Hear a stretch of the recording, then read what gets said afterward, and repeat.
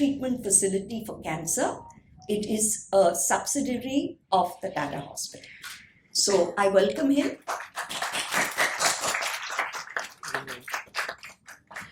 So we have an option. Can I just call the names and maybe each one can introduce themselves when you're seated? So as you know, treatment of cancer is multidisciplinary. We have people from different fields. So can I call the dentist another favorite of ours, because 32 teeth and always a problem. So Dr. Dinesh. I think It's always a pleasure to be here. I am Dr. Dinesh Ingorani. I'm a practicing dentist and I'm here to address all your questions related to mouth and teeth. Thank you. such a nice way, mouth and teeth.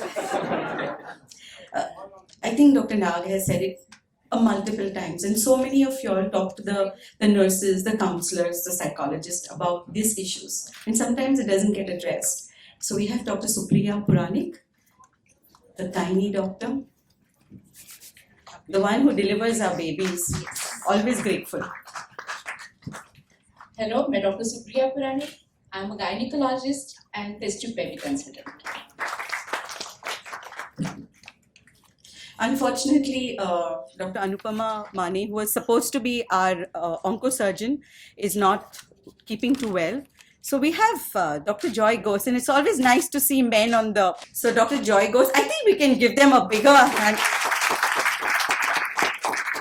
Or maybe you're seeing कि सब questions के answers देंगे तभी हम तालियां बजाएंगे, वैसा भी हो सकता है. Maybe you can allow him to introduce himself like the others. He's done his session. He's done the session. He did the nutrition and the exercise, so that's right. Then the radiation oncologist, Dr. Sanjay.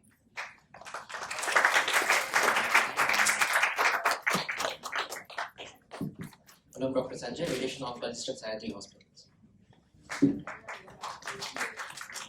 Okay, we have a new team member at the Sayadri Oncology team.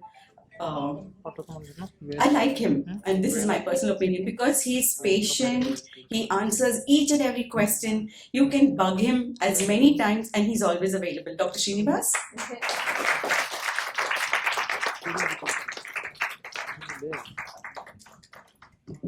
I'm Dr. Srinivas Kulkarni. I'm a medical oncologist at Sayadri Hospitals.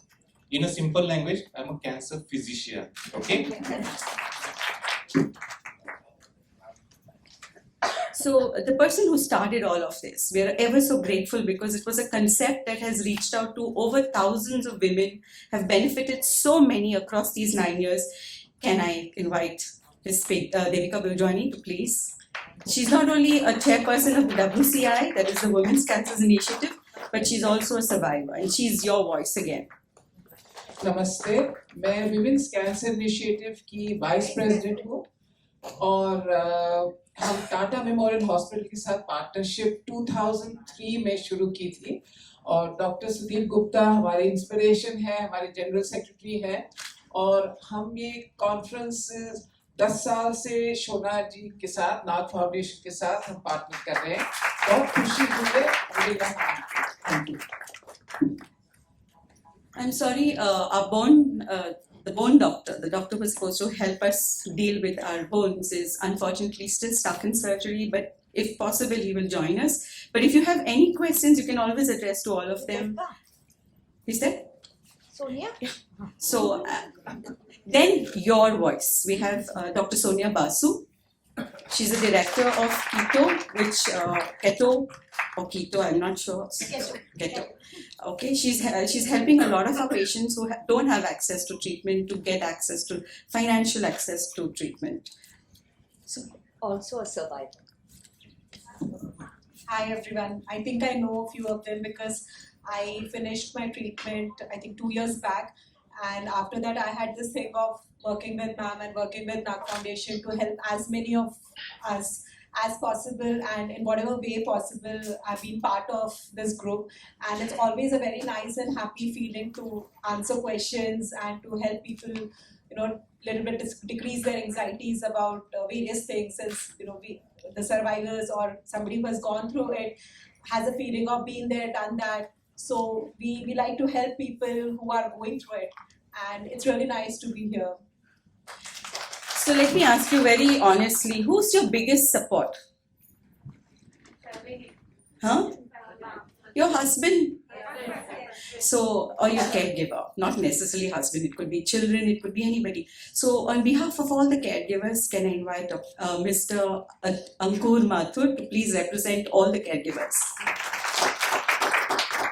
Come on. And all over to Dr. Sudeep. Myself, Ankur Mathur, I've been supporting my strong wife, Mohita, from last 6 years. Survived 2 innings of cancer. Thank you.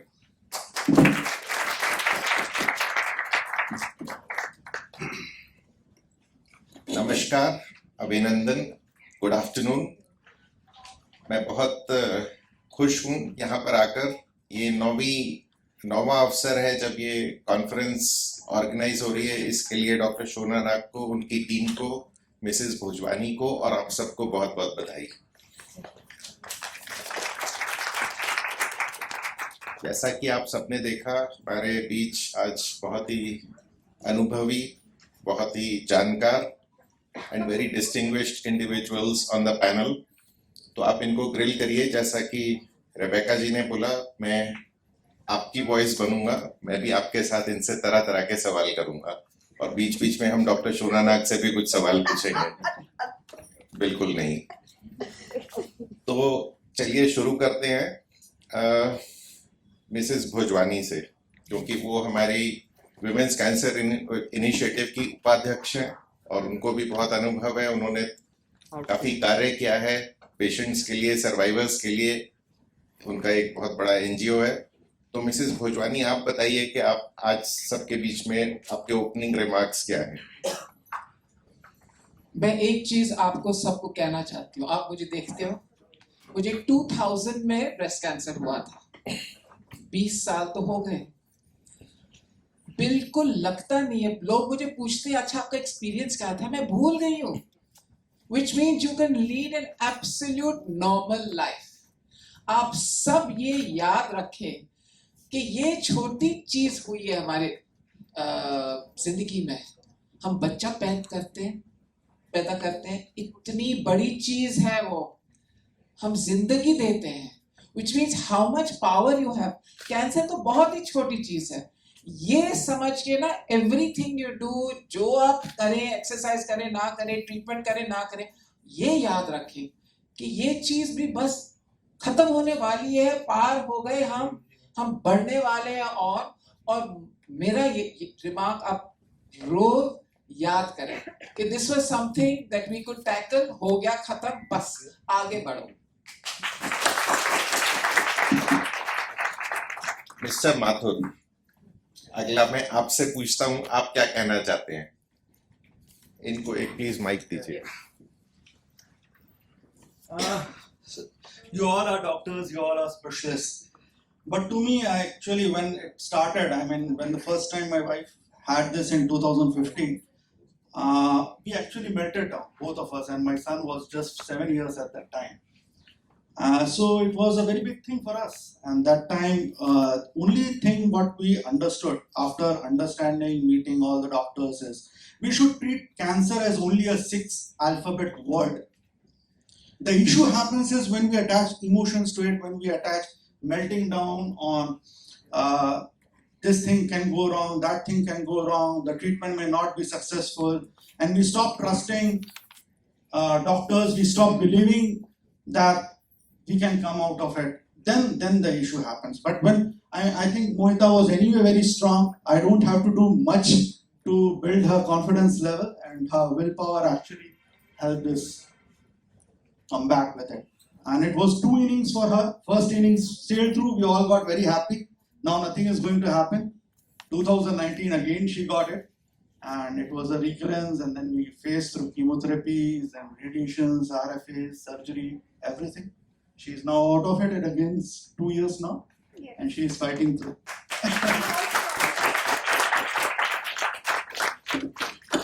Mister Mathur के लिए भी थोड़ी तालियां होनी चाहिए। इन्होंने अपनी पत्नी को इतना बढ़िया सपोर्ट किया। देखिए, उन्होंने अभी मैं कुछ कठिन सवाल भी पूछूंगा तालियों के बाद। डॉक्टर बासु, आप बताइए आप क्या कहना चाहती हैं?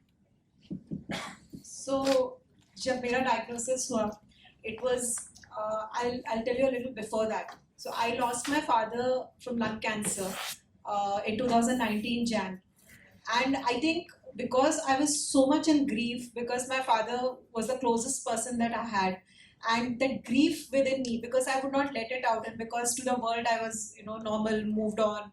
हर किसी को support करना, mother को support करना, and that grief inside me probably, I don't know, it could be or whatever, that post-traumatic stress disorder which ma'am mentioned. But जब मुझे diagnosed हुआ in May, so Jan my father passed away and May I was diagnosed with breast cancer. Thankfully, I was very aware of my body and I was in the habit of self-examination. It was pretty early stage, but I could diagnose. But then when I got diagnosed and my treatment started, one thing I decided was that to live in the present. He was there in my life, he was part of my life's journey, and he has gone and maybe he's in a better world. I decided to live for myself, I decided to live for my responsibilities, my son, who at that time was in 10th standard. So I had to generate power within me, the strength within me to fight this, और इससे बाहर निकलना है, अपने normal life में वापस जाना है. Of course, my family stood with me. I was lucky, I am lucky to have a very, very supportive family, my husband, my mother, my son. But then ultimately it's us. हमको अपने अंदर खुद strength लाना होता है. We have to generate this, we have to live positively and take one day at a time. That is the mantra. If we think too much, कल क्या होगा, परसों अगले, and मेरे, like ma'am said, I used to fight with her. Actually, with every chemo, I had some problem जो किसी को नहीं होता था. So she used to be like, तुम कहाँ से आई हो? मतलब तुमको हर चीज में जिसको कभी कुछ नहीं होता वो तुमको हो जाता है. But then yeah, we have to live through that and we have to live one day at a time and not really think too much about कल क्या होगा और इससे खराब क्या होगा और इससे अच्छा आज का दिन बीत गया, अच्छे से बीत गया. There may be bad days and there may be good days, but then yeah, it all passes away. And then today you see me here, I'm full-fledged, I'm working, I work for 9-10 hours in a day, I'm traveling, life is as normal as it could be. चलिए, हमने अपने तीनों distinguished panellists के opening remarks तो सुन लिए. अब हमारे समक्ष यहाँ पर बहुत सारे स्पेशलिस्ट हैं, तो उनसे प्रश्नों का सिलसिला शुरू करते हैं. आप लोगों में से कोई प्रश्न है? हाँ जी, पूछिए, बताइए. सर, अभी सारे ट्रीटमेंट तो हो गए ब्रेस्ट कैंसर के, ऑल 3 आर पॉजिटिव, लेकिन सर कभी कभी ये लगता है कि किस वक्त पे डॉक्टर के पास जाना चाहिए. कभी दर्द होता है, कभी पेट में होता है, तो कभी इसमें होता है, तो ऐसा लगता है कि कहीं उसका इफेक्ट तो नहीं है, तो we have to visit the doctor और क्या करें, या फिर ये सारे साइड इफेक्ट्स हैं इसको इग्नोर करें या कब सीरियसली लें, ये समझ में नहीं आता सर, और डाउटफुल और कंफ्यूज रहता है माइंड. देखिए, इनका सवाल बहुत ही अहम है और इसके दो पहलू हैं. पहला तो ये कि एक बार अगर कैंसर हो गया तो उसको एक तलवार की तरह गर्दन के ऊपर लटका रहता है कि कहीं वापस तो नहीं आ जाएगा, तो उससे एक एंजाइटी भी होती है. और दूसरा वो ये पूछ रही हैं कि कब एक किसी सिम्टम को सीरियसली लेना चाहिए और कब आप सोच सकते हैं कि चलिए उसको थोड़े दिन तक इग्नोर भी कर सकते हैं. तो किसी भी पैनलिस्ट से आपसे पूछते हैं, आप बताएं. So basically, most of you have completed your treatment, right? And as it saves life, it definitely has some long-term effects. I won't call it as side effect because at that point of time the treatment was needed. So I'll call them as late effects. Okay. Does that mean each and every one of you who has received the treatment is going to develop such late effects? Not at all. Not at all. We really don't know actually which are the class of persons who are going to develop late effects or long-term side effects, which may be after 4 years, 5 years. So we commonly call the late effects mainly depend on 3 major factors. First, the age at which you have been diagnosed with cancer and treated and completed the treatment. Second, the type of the cancer. And the third one, the treatment that you have received. I totally agree with her. There are a lot of questions. As sir rightly said, कि एक तलवार बनी रहती है कि because diagnosed with cancer itself is a big trauma. Going through treatment is another aspect to that. And as you have completed, still शुरू करते समय जो एंजाइटी रहती है, the same anxiety actually persists throughout the course of the treatment and it lasts till the end of the treatment. उसके बाद में भी ऐसी तलवार रहती है. So what I would suggest to all of you, just listen to your doctor. Just keep the follow-up regularly as doctors have asked you. 3 monthly, 6 monthly, 1 yearly, follow up करते रहिए. There are no specific indications. आप 10 दिन में जाते रहो या 15 दिन में जाते रहो, बिल्कुल नहीं है. Some or the other effects of the treatment will be there for some time, but yes, if doctors have asked you to come for a follow-up, say for example after 3 months, 6 months, 1 year, regularly do that. And of course, we all of us are there actually to help you at any time point. So what I would suggest you, just make sure that you are living your normal healthy life. And second, if you come across anything that is deviated from the normalcy, kindly bring it to the notice of the doctor so that he will examine you and will attend that issue whether it really needs further evaluation or no. There are no definitive guidelines कि आपने 10 दिन में ये test करनी है, 15 दिन में ये टेस्ट करनी है, 1 महीने के बाद ये टेस्ट करनी ही है. 3 महीने 6 महीने में जैसे डॉक्टर ने आपको फॉलोअप के लिए कहा है, जस्ट फॉलोअप करते रहिए. It will solve most of your doubts and anxiety. That's all. Doctor Kulkarni, आपसे एक थोड़ा फॉलोअप सवाल है, थोड़ा संक्षिप्त पे अगर हो सके तो उत्तर दें. इन्होंने बताया था कि यहाँ पर पीड़ा हो रही है, दर्द हो रहा है, यहाँ पर डिस्कम्फर्ट कंधे में हो रहा है, पीठ में हो रहा है, तो वो कब मालूम पड़ेगा कि वो सिग्निफिकेंट है और कब ऐसा है कि चलिए कोई बात नहीं, इसको 2-4 दिन छोड़ भी सकते हैं, या हर दर्द हर डिस्कम्फर्ट है तो हर हफ्ते आप डॉक्टर के पास जाएंगे कि जो है हमें इवेलुएट करो. तो इसका कैसे जो पेशेंट है उसको कैसे पता लगेगा, यही आपका सवाल था मेरे हिसाब से. So जैसे मैंने कहा कि you need not to meet doctor on regular basis like 10 दिन में गए, 15 दिन में गए.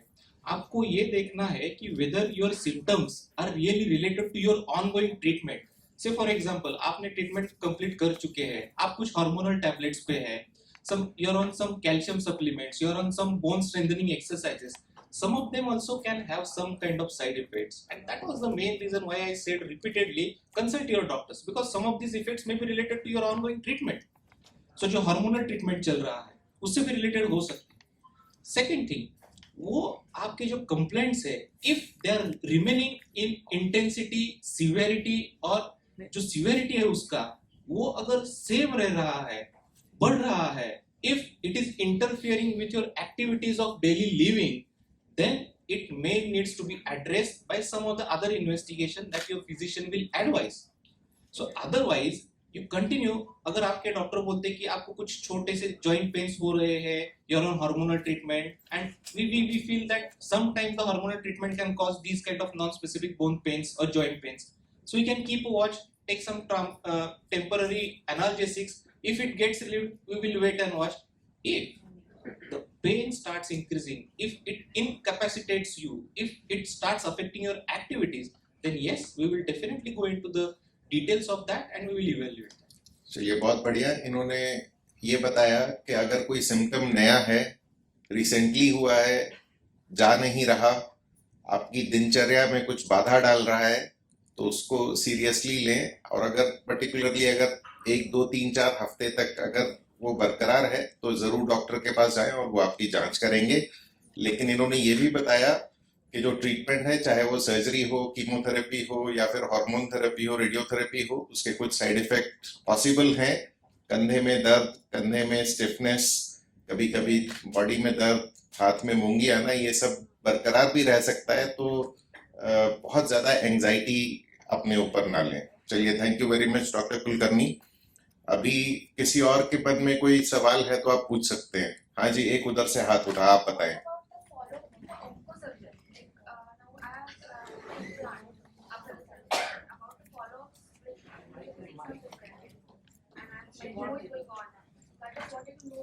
उनका सवाल मैं समझ गया हूँ. मैं रिपीट करता हूँ. वो ये कह रही हैं कि उनका ऑपरेशन हो चुका है और उनकी कीमोथेरेपी चल रही है, तो वो सर्जन के साथ फॉलो अप करें या फिर ना करें. यही पूछ रही थी ना आप जो है ना थोड़ी यहाँ पर लड़ाई करवा सकती हैं, पर फिर भी मैं आपसे पूछता हूँ कि अगर कीमोथेरेपी चल रही है तो सर्जन के पास वापस फॉलो अप के लिए आना जरूरी है कि नहीं है, ये बताएं. सर्जन के पास आना जरूरी मैं नहीं कहूँगा कि it's not necessary to come to a surgeon, but if you have कोई भी अगर प्रॉब्लम आपको हो कि जो आपके जख्म के रिलेटेड है, you are noticing some swelling, कुछ डिस्कलरेशन है, आपको पेन हो रहा है वहाँ पे, then definitely you should book an appointment for your surgeon. Other than that, जो आपका रेगुलर फॉलोअप्स है, वॉट एवर योर 3 मंथली हो या 6 मंथली हो, या फिर आप कीमोथेरेपी ले रहे हैं या रेडिएशन थेरेपी ले रहे हैं, then that doctor is also equally qualified to understand everything about your body. So you need not go to all the doctors. आप अगर एक कोई डॉक्टर के साथ कंफर्टेबल है, उनके साथ ही फॉलो करना चाहते हैं, तो वो भी सही है. There is no problem in that. But if you have specific issue related to the surgery, then of course आपको सर्जन से कंसल्ट करना. Okay, can I ask everybody a question? हाँ जी, अगर हिंदी में बोले अगर हो सके तो. हाँ जी. तो आप सबका सर्जरी हो चुका है, राइट? सबका सर्जरी हो चुका है. सबको बताया गया था सर्जरी के टाइम पे या सर्जरी के पहले कि ये बहुत दर्द करने वाला है और स्टिफनेस होने वाला है और थोड़ा सूजन भी रह जाएगा और हाथ हिलाने में बहुत तकलीफ होगी. बताया गया है तो हाथ ऊपर करो. ठीक है. फिर why is it that all my patients come to me during chemo के तौर पे आते हैं और वो ही पूछते रहते हैं कि हाथ क्यों दर्द कर रहा है. So I don't understand. If my surgeon is explained तो इनका वही मेन प्रॉब्लम. देखिए, इसका सीधा साधा उत्तर मैं इन सब की तरफ से आपको देता हूँ. बोलिए. जिसको पीड़ा होती है ना, उसी को पता लगता है ना. दूसरों को सलाह देना हर किसी के लिए बहुत आसान है, लेकिन अगर खुद को दुख हो रहा हो, कुछ पीड़ा हो रही हो, तो आपके लिए, उनके लिए एक तरीके का सपोर्ट है, एक तरीके का एक्सप्रेशन है कि मैं डॉक्टर से अपनी व्यथा को शेयर कर रही हूँ. यही है ना. और उसको सुनना, उसको कंपैशनेटली सुनना हमारा धर्म है और हमें करना चाहिए. ये सुनिए मैं अभी आपको 2 और चीजें बोलना चाहता हूँ. ये जो डॉक्टरी है ना, ये एक तरीके का मैथमेटिक्स का खेल नहीं है कि 2 × 2 4 और 4 × 4 8. इसमें थोड़ी सी साइकोलॉजी होती है, आर्ट होती है. तो वो सब हमको अपना पार्टनर भी समझती हैं, इसलिए वो अपनी व्यथा व्यक्त करती है और वो सुनना हमारा फर्ज है. लेकिन ज्यादातर क्या होता है, आते हैं बहुत दुख रहा है, हाथ हिलाने में, एक्सरसाइजेस नहीं कर पा रही हूँ, सर्जन ने नहीं बताया आपको कि ये होगा. नहीं सर्जन ने, ये होता रहता है. तो आप ठीक से बताते हो कि नहीं? नहीं, देखिए ऐसा है. मैं अपना उदाहरण देता हूँ. मैं जिंदगी में 2-4 बार डॉक्टर्स के पास जा चुका हूँ और वो जितनी जल्दी में बताते हैं, 5 मिनट में 18 संदेश देते हैं, उसको कोई भी याद नहीं रख सकता है.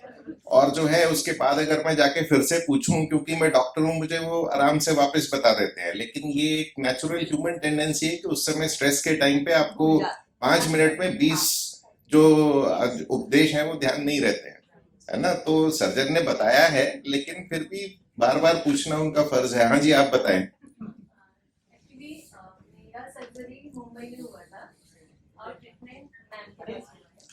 तो मेरा एक क्वेश्चन है कि सर्जरी के बाद में मुझे जो मेरे doctor Donald from Mumbai 14 hospital, तो उन्होंने बोला था कि तो उन्होंने मुझे बोला था कि आपका लंपेक्टोमी हुआ है, मेरा ब्रेस्ट कन्वर्जन हुआ है. तो उन्होंने बाद में बोला था कि अगर मैस्टेक्टोमी होता था तो अच्छा होता था, क्योंकि दिस में भी ये बोलते हैं ना, कैंसर सेल ऐसे फैलता है तो 1-2 गांठ रह सकती है. तो जब मैम से कंसल्ट किया, बाद में कीमो हो गया, रेडिएशन हो गया, अभी मेरा फिर से. नहीं, मुझे ये क्लियर नहीं हुआ कि आपको किसने बोला कि लंपेक्टमी के बजाय मैस्टेक्टमी बेहतर होती है. आपको किसने बोला? डॉक्टर ने बोला. कौन से डॉक्टर ने बोला? वही डॉक्टर. सर्जन ने बोला. हाँ, मगर सर्जन ने फिर भी लंपेक्टमी की. नहीं. फिर उन्होंने मेरा एक्चुअली ब्रेस्ट कन्वर्जन किया है ना, हाँ. तो उसके पहले वो श्योर नहीं थे. अच्छा, वो पहले श्योर नहीं थे. तो उसके बाद में पर अंत में उन्होंने ब्रेस्ट कंजर्वेशन ही किया ना. किया. हाँ, तो आपका सवाल क्या है? मेरा सवाल ये है कि अगर मैस्टेक्टोमी हुआ तो ब्रेस्ट रिकरेंस, मतलब कैंसर रिकरेंस के चांसेस ज्यादा होते हैं क्या, कम होते हैं क्या लंपेक्टोमी के बाद में होते हैं? ये एक बहुत ही अहम सवाल है और ये कई सारे पेशेंट्स के जहन में लंपेक्टमी या ब्रेस्ट कंजर्वेशन कराने के बाद भी रहता है. तो आप में से कोई भी कहे, सर्जन साहब आप कहें कि लंपेक्टमी बेहतर है या मैस्टेक्टमी बेहतर है या दोनों बराबर हैं, और आप कैसे चूज करेंगे कि किसके लिए लंपेक्टमी या ब्रेस्ट कंजर्वेशन सेफ है, किस में आपको मेस्टेक्टमी करनी पड़ेगी? और इनको थोड़ी सी एंजाइटी है कि इन्होंने लंपेक्टमी कराई है तो कहीं ऐसा तो नहीं कि रेकरेंस का चांस थोड़ा ज्यादा है? आप बताएं, थोड़ा संक्षिप्त में बताएं। सो लंपेक्टमी मतलब गांठ निकालना बेसिकली, जो ब्रेस्ट कंजर्वेटिव सर्जरी जिसे कहते हैं, मतलब कि वो गांठ आपने निकाला एंड एक्सिला या बगल के जो लिम्फ नोड्स रहते हैं उसे भी सैंपल किया या पूरा क्लियर किया, जो भी रहेगा। एंड मैस्टेक्टमी मतलब पूरा ब्रेस्ट निकालना, कि आपका उस साइड का पूरा स्तन निकाला गया, उसके बदले में या तो वहाँ पे कुछ इम्प्लांट बिठाया या आपका चेस्ट वहाँ का फ्लैट हो जाता है, जो काफ़ी लोगों के सर्जरी के बाद आप नोटिस कर चुके होंगे।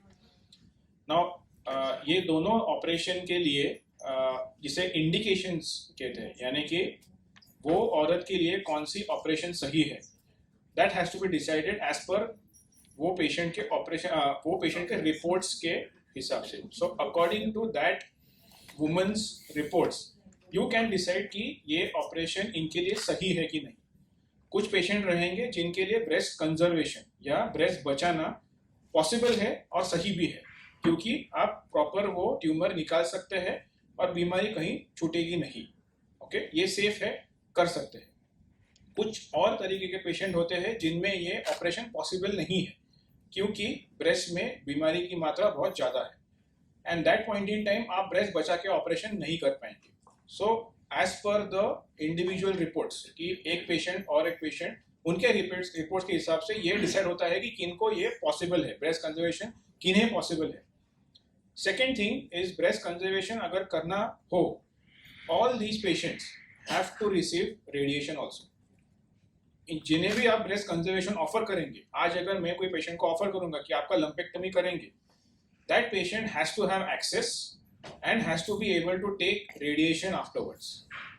Breast conservation surgery plus radiation is called breast conservative treatment, okay, BCT, and these two is equal to mastectomy। समझ गए आप कि breast conservation surgery plus radiation is equal to having a mastectomy.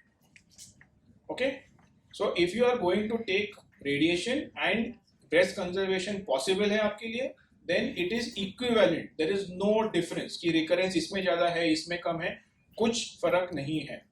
mastectomy के बाद भी recurrences हो सकते हैं, it is possible, because removing the breast tissue doesn't mean that there is nothing left, एक भी सेल बचा नहीं, ऐसा नहीं होता।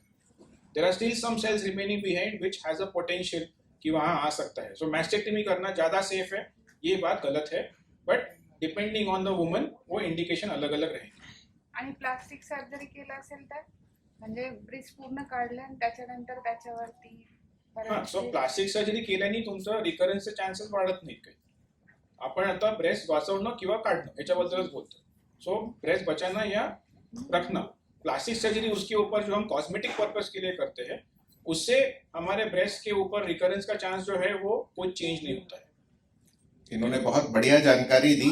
अगर मैं उसको हेडलाइन में कहूं, अगर महिला में ब्रेस्ट कंजर्विंग सर्जरी और ब्रेस्ट कंजर्विंग ट्रीटमेंट पॉसिबल है, तो ब्रेस्ट कंजर्विंग सर्जरी और मेस्टेक्टमी में कोई फर्क नहीं है विद रेस्पेक्ट टू रेकरेंस।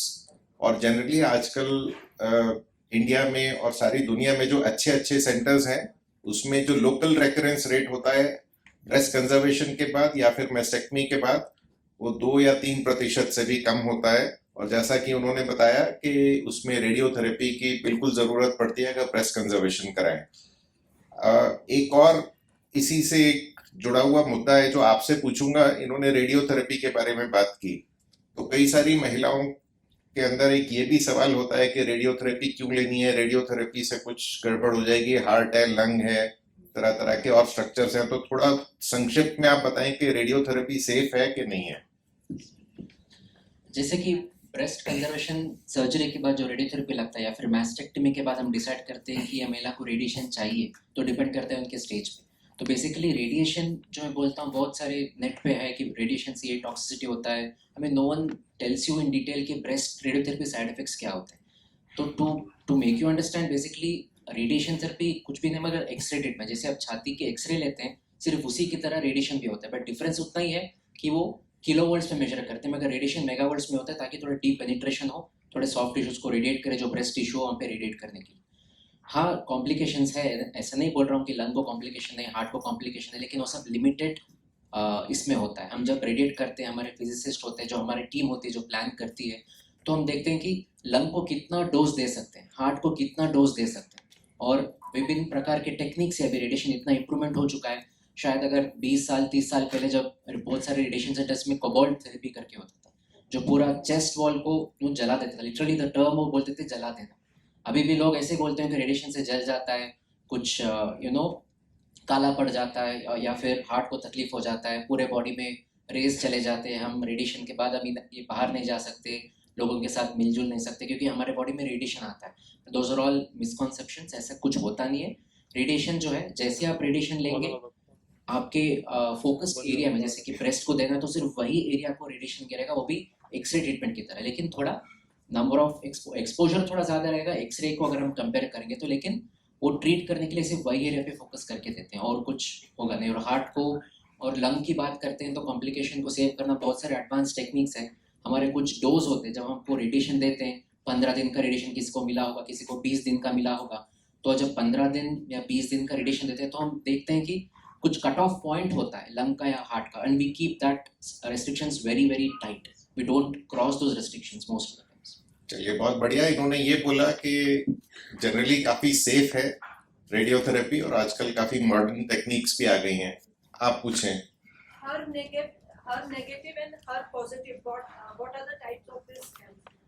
अच्छा, ये पूछ रही हैं कि HER पॉजिटिव और HER नेगेटिव, लेकिन प्लीज इसका संक्षिप्त में उत्तर दें क्योंकि हमारे बीच में एक गायनेकोलॉजिस्ट मैडम है और ये आसानी से मिलती नहीं है, तो इनसे मेरे को 2-4 सवाल करने हैं, तो आप थोड़ा प्लीज संक्षिप्त में कहें।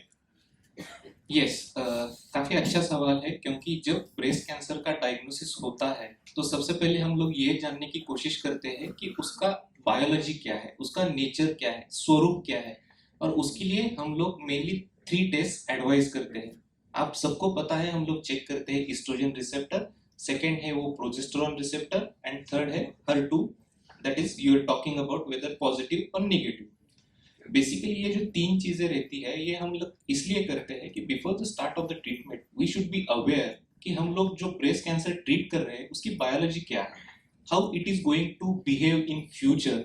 It gives us some idea कि हम आगे जाके क्या फेस करने वाले हैं, so that we can plan our treatment right from the beginning itself. मैं आपके स्पेसिफिकली एक क्वेश्चन का आंसर देता हूँ। ये जो HER2 पॉजिटिव रहता है, HER2 निगेटिव रहता है, इसका ट्रीटमेंट एस्पेक्ट पे असर पड़ता है। अगर कोई भी ब्रेस्ट कैंसर HER2 पॉजिटिव निकलता है तो we have to add some targeted therapy. So that targeted therapy is nothing but anti HER2 therapy. अगर वो HER2 पॉजिटिव है तो ब्लॉक करो HER2, वो ब्लॉक करने के लिए एंटी HER2 थेरेपी जो टारगेटेड थेरेपी रहती है वो हम लोग वो ट्रीटमेंट में जोड़ देते हैं। तो उसका इफेक्ट क्या है, उसका मतलब क्या है? ये इफेक्ट ऐसा रहता है कि जब आप एंटी HER2 थेरेपी जोड़ देते हो, it will be in addition to your basic chemotherapy. ठीक है, तो ये सिर्फ एंटी HER2 थेरेपी नहीं देते हैं, जो बेसिक कीमोथेरेपी है उसमें जोड़ देते हैं, ताकि आपका जो कीमोथेरेपी से मिलने वाला रिस्पॉन्स है वो अच्छा हो जाता है if the patients tumour is HER2 positive. तो बेसिकली वही है, अगर HER2 ट्यूमर निगेटिव है तो आप एंटी HER2 थेरेपी या टारगेटेड थेरेपी उसमें नहीं जोड़ते हैं। So basically HER2 positive negative ये ट्यूमर की बायोलॉजी है जो आपको ट्रीटमेंट डिसाइड करने में हेल्प करती है।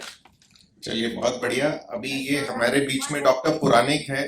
One more question, please. चलिए पूछिए। Does the radiation aggravate lymphedema?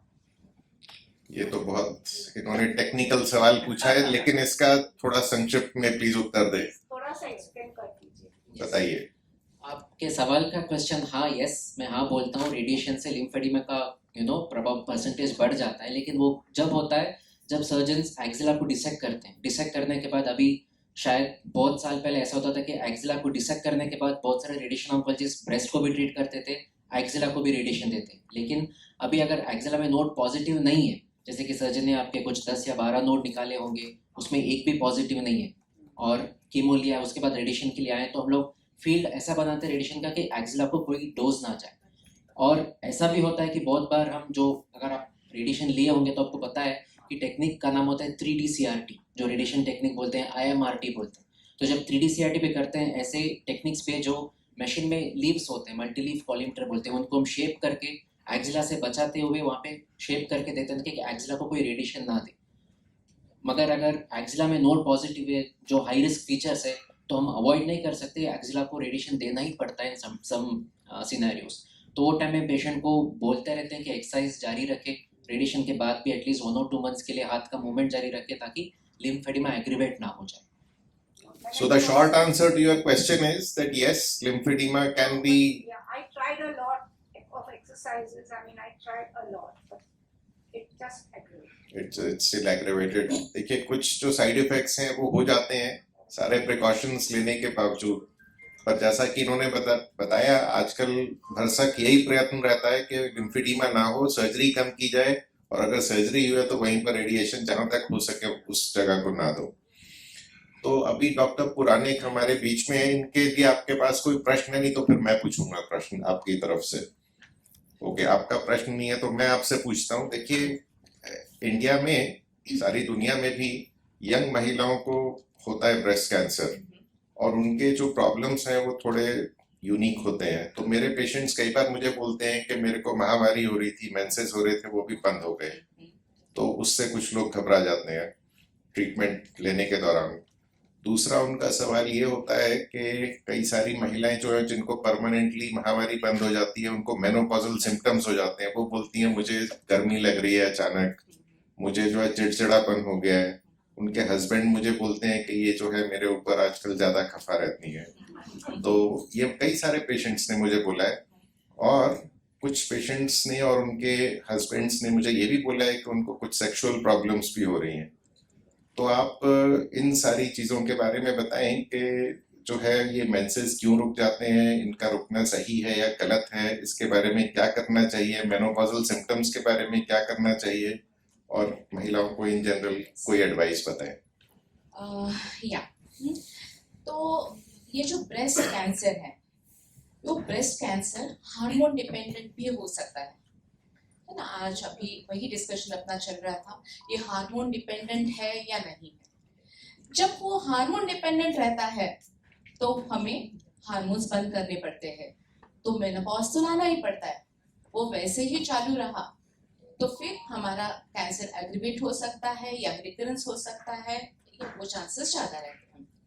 इसीलिए जो हार्मोन पॉजिटिव कैंसर्स रहते हैं उनमें हमें कुछ तो एक्शन लेनी ही पड़ती है ताकि वो एग्रीवेट ना हो जाए। यस, जब हमारे हार्मोन्स कम हो जाते हैं तो पहला प्रश्न रहता है, हॉट फ्लशेस भी रहते हैं, सेक्सुअल डिसफंक्शन भी रहता है। जब सेक्सुअल डिसफंक्शन के बारे में पहले हम बात करेंगे, हमारा ये प्रीमेच्योर मेनोपॉज हो जाता है। जब ये मेनोपॉज होता है तो हम इजीली अरोज नहीं हो सकते, टच से या मसाज से या स्ट्रोक से हमें कुछ फायदा नहीं, हम इतने उत्साहित नहीं होते, प्रोत्साहित नहीं होते। तो ये ऐसी चीज है, यस आप में भी मेनोपॉज सेट हुआ है, लेकिन हमारा पार्टनर भी है, वो mentally he is traumatised but physically not. तो हमें तो इंटीमेसी होनी ही चाहिए हमें। तो हमारी इंटीमेसी बढ़ाने के लिए हमें थोड़े से स्पेशल एफर्ट्स करने होते हैं, क्योंकि हार्मोन्स अभी हमें साथ नहीं दे रहे। तो अभी है ये काम हमें मेंटली करना है। जब हमारे हार्मोन्स साथ नहीं देते तो इंटीमेसी बढ़ाने के लिए हमें थोड़ी सी प्यार मोहब्बत हमारे पार्टनर के साथ वो बातें हमें करनी चाहिए। जो पार्टनर को क्या अच्छा लगता है ये तो पहले से हमें मालूम था, वो हमें ट्राई करना है, क्योंकि हमारे ये जर्नी में उनका भी बराबर का सहायता था। तो उनके जो फिजिकल नीड है वो भी हमें थोड़े समझने हैं, वो भी हमें देखने हैं। तो इसके लिए आपको हार्मोन्स कम है, इसीलिए हमारा इंटरकोर्स भी थोड़ा सा पेनफुल हो सकता है, उसके बारे में भी मैं कहूँगी। लेकिन हम इजीली अरोज होने के लिए थोड़ी सी मेहनत लेनी पड़ती है। हमें कुछ इरोटिक वीडियोस देखने चाहिए, कुछ नॉवेल्स पढ़नी चाहिए, या थोड़ा फोर प्ले हो जाना चाहिए, और वो एफर्ट्स के साथ करना पड़ता है क्योंकि हार्मोन्स कम है। जब अभी कुछ ऐसे डिवाइसेस भी ये हुए हैं, उन्होंने बनाए हैं जो क्लाइटोरल थेरेपी डिवाइसेस रहते हैं, जिसमें क्लाइटोरिस पे वो एक छोटा सा वैक्यूम कप लगाते हैं ताकि उस क्लाइटोरिस में ब्लड का प्रवाह बढ़ जाए। जैसे क्लाइटोरिस में ब्लड का प्रवाह बढ़ जाता है तो हम थोड़ा सा एरोज हो सकते हैं। जो नॉन हार्मोन डिपेंडेंट जो कैंसर्स रहते हैं उनमें मेनोपॉज के बाद हम थोड़ा एस्ट्रोजन दे सकते हैं, टॉपिकल एस्ट्रोजन दे सकते हैं, टेस्टोस्टेरोन दे सकते हैं कि हम इजीली अरोज हो जाए, हमारे क्लाइटोरिस का ब्लड फ्लो बढ़े। दूसरी बात होती है, ठीक है अरोज हो गए, हमने इच्छा प्रदर्शित की कि हमें करना है। ऐसे भी हो सकता है कि आपका पार्टनर आपको नहीं कहेगा क्योंकि आप ऑलरेडी फिजिकली ट्रॉमेटाइज्ड हो, मेंटली ट्रॉमेटाइज्ड हो, वो सेक्स की बात नहीं करेगा। लेकिन इस मामले में कभी कभी हमें ही वो बात पहले करनी चाहिए। दूसरी बात होती है वो पेनफुल होना, क्योंकि हार्मोन्स जब कम हो जाते हैं तो वजाइना ड्राई हो जाता है, ड्राई होता है तो सेक्स पेनफुल होता है। तो उस वक्त हमें थोड़े ल्यूब्रिकेंट्स का इस्तेमाल करना है। ल्यूब्रिकेंट्स जब हम सिलेक्ट करते हैं उस वक्त हमें ये देखना है कि वो वाटर सोल्यूबल ल्यूब्रिकेंट्स हो। जब ये ऑयल बेस्ड रहते हैं, वैसलिन जैसा, पेट्रोलियम जेली जैसा, तो वो पानी से जाते नहीं है and that can be a good culture media for bacteria. Infections बन जाता है, संक्रमित हो जाती है वो जगह, क्योंकि पहले ही कीमोथेरेपी से, रेडिएशन से हमारी इम्यूनिटी डाउन हो जाती है। तो हमें ये देखना है वो वाटर सोल्यूबल ल्यूब्रिकेंट्स का हमें इस्तेमाल करना है। कभी कभी मैं नाम नहीं बोलूँगी लेकिन एक दवाई भी यूज करते हैं जो टैमोक्सिफिन की सिस्टर रहती है, तो वो भी अपनी वजाइनल म्यूकोजा थिक करने में या हेल्दी करने में मदद करती है, जिससे हमारे वजाइना का सिक्रीशन अच्छा हो जाता है, वजाइना की तरफ ब्लड फ्लो बन जाता है। और वो टैमोक्सिफिन, जैसे आपको मालूम है टैमोक्सिफिन तो हम इजीली यूज कर सकते हैं, तो वैसे ही वो सिलेक्टिव अपना ईस्ट्रोजन रिसेप्टर मॉड्यूलेटर है, वो वजाइना की हेल्थ बढ़ाने में हमें मदद करता है। लेकिन उसमें भी जो थोड़े प्रॉब्लम रहते हैं जो टैमोक्सिफिन में है, ब्लड क्लॉट होने का या स्ट्रोक होने का या एंडोमेट्रियल हाइपरप्लासिया होने की थोड़ी रिस्क रहती है, वो रहती है, लेकिन बार बार की जांच में वो हम हटा सकते हैं। तो ये हुआ पेनफुल सेक्स का जो अपना प्रॉब्लम है, ये ऐसे सॉल्व हो जाता है। दूसरा प्रॉब्लम रहता है हॉट फ्लैशेस। हॉट फ्लैशेस पहले थोड़ा सा स्ट्रेस हम कम करके हॉट फ्लैशेस थोड़े कम हो सकते हैं, थोड़े कोल्ड पिलोज हम इस्तेमाल कर सकते हैं। कुछ दवाइयाँ हैं जो एंटी डिप्रेसेंट है, जो हॉट फ्लैशेस को भी कम करती है और वो डिप्रेशन भी, हमें डिप्रेशन से बचाती है। तो ये सारे प्रॉब्लम्स होते हैं, थोड़ी पेशाब की तकलीफें होती है, लेकिन ये सारा शुरू कर दिया तो वो सारी प्रॉब्लम्स कम होने में आसानी हो जाए। मैडम ने बहुत ही अच्छी बातें बताई, उनके लिए तालियां हो जाए। और इनको सुन के मुझे ऐसा लग रहा था कि ये मेरे टाटा हॉस्पिटल में कोलीग होनी चाहिए थी, इनके पास मैं पेशेंट्स को रेफर कर सकता, क्योंकि ये कई सारे टॉपिक्स ऐसे हैं जो बड़े टैबू हैं, ना कोई बोलता है ना कोई सुनता है, लेकिन उससे तकलीफ तो बहुत सारी होती है। तो मैडम एक और आपसे सवाल पूछता हूँ, तो आप तो बहुत जानकारी रखती हैं और आपको तो ब्रेस्ट कैंसर के बारे में भी बहुत जानकारी है और ये सारी प्रॉब्लम्स भी आपने ठीक से बताई, लेकिन ये बताइए कि जैसे इंडिया में तो बहुत सारे अस्पताल हैं, बहुत शहर हैं, तो अगर लेडीज को ऐसी प्रॉब्लम होती है ब्रेस्ट कैंसर की तो उनको किस स्पेशलिस्ट के पास भेजना चाहिए? क्योंकि ब्रेस्ट कैंसर के डॉक्टरों को भी कुछ खास इन चीजों के बारे में थोड़ी बहुत सुपरफिशियल नॉलेज होती है, लेकिन वो जो है थोड़ा हड़बड़ा जाते हो, ठीक से उनकी ट्रेनिंग भी नहीं होती है। तो इसमें क्या गायनेकोलॉजिस्ट के पास भेजना चाहिए, किसके पास भेजना चाहिए? बहुत ही आपका प्रश्न जो है वो मायने रखता है, क्योंकि क्या होता है, यस, ऑन्को सर्जन्स को, फिजिशियंस को भी इस मामले में थोड़ा गड़बड़ा सकते हैं, हो सकता है, बट लेकिन ये उनका रोज का काम है। कभी कभी लेकिन हम गायनेकोलॉजिस्ट के पास भेजते हैं तो थोड़ी गड़बड़ होने के चांसेस रहते हैं, क्योंकि किस टाइप का कैंसर है उनको अंदाजा नहीं रहता, और कौन सी दवाई हम दे सकते हैं ये गायनिकोलॉजिस्ट को थोड़ा उसका अंदाजा नहीं होता है, इसीलिए इट्स ऑलवेज बेटर कि उनको तो ऑन्कोलॉजिस्ट को थोड़ी इस पहलू की जानकारी रखनी चाहिए, गायनेकोलॉजिस्ट को थोड़ी ऑन्कोलॉजी की जानकारी रखनी चाहिए, दोनों के बीच में कुछ समन्वय होना चाहिए, यही बोल दिया। परफेक्ट, बहुत बढ़िया बोला आपने। हाँ जी, आपका एक सवाल है। देखिए, आप पूछ चुकी हैं तो दूसरों को भी थोड़ा मौका देते हैं, पहले आप पूछिए और फिर आपसे पूछूंगा। बताइए madam. Ma'am, young breast cancer patient जो होती है एंड उनको मेनोपॉज आने वाला है, इसलिए हम oocyte प्रिजर्वेशन एडवाइस करते हैं। Yes. तो उसकी कुछ एक्सपायरी डेट होती है कि you have to conceive that within 3 years और 5 years दैट जो प्रिजर्व किया है, और उसका बेबी पे कुछ इफेक्ट होता है कि हेल्दी बेबी आएगा या कुछ प्रॉब्लम होके बेबी आएगा because it is done in a this kind of वे। आपका सवाल बहुत अहम है, मैं इनके सवाल को थोड़ा सा एनलार्ज करता हूँ। इन्होंने oocyte प्रिजर्वेशन बोला, तो पहली चीज तो हर किसी की जानकारी के लिए थोड़ा संक्षिप्त में बताएं कि फर्टिलिटी, क्योंकि हमारे पास महिलाएं आती हैं जो 32 साल की हैं, 34 साल की हैं, 38 साल की भी हो सकती हैं, उनको बच्चा चाहिए, तो फर्टिलिटी को कैसे प्रिजर्व किया जाए। और फिर उनका एक स्पेसिफिक सवाल था कि अगर आपने वो ओवरी से अंडा निकाल भी लिया, उसको प्रिजर्व कर भी लिया, तो उसे 10 साल रख सकते हैं, 15 साल रख सकते हैं, 2 साल के अंदर उसका बच्चा बनाना पड़ेगा, यही पूछा था आपने। चलिए बताएं मैडम। या पहले मैं लास्ट जो प्रश्न था उसका आंसर देना चाहती हूँ। जो हम अंडे निकालते हैं या आपकी मैरिज हुई रहेगी तो पहले उसको एम्ब्रियोज बनाते हैं, वो हम फ्रीज कर सकते हैं, लेकिन वो एम्ब्रियोज ऐसे जरूरी नहीं है कि वो तुरंत ही यूज करने चाहिए, ये अपने पोते भी यूज कर सकती है, 100 साल तक भी रह सकते हैं।